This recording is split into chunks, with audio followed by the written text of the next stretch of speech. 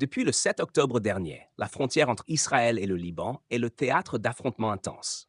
D'un côté, les tirs de roquettes du Hezbollah, mouvement chiite libanais, et de l'autre, les bombardements israéliens ont créé une situation explosive. L'attaque du Hamas contre Israël a ravivé les tensions à la frontière entre les deux pays. Le Hezbollah, affirmant agir en soutien aux Palestiniens à Gaza, a intensifié ses frappes. Israël, quant à lui, cherche à chasser définitivement les milices chiites de la zone frontalière.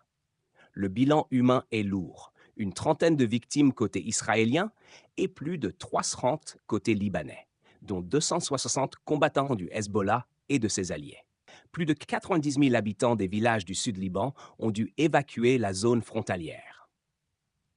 Le ministre israélien de la Défense, Yoav Gallant, s'est entretenu avec le secrétaire d'État américain Anthony Blinken à Washington.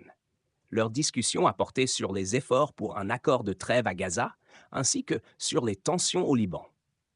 Blinken a souligné l'importance d'éviter une nouvelle escalade du conflit et de trouver une solution diplomatique pour permettre aux familles israéliennes et libanaises de rentrer chez elles.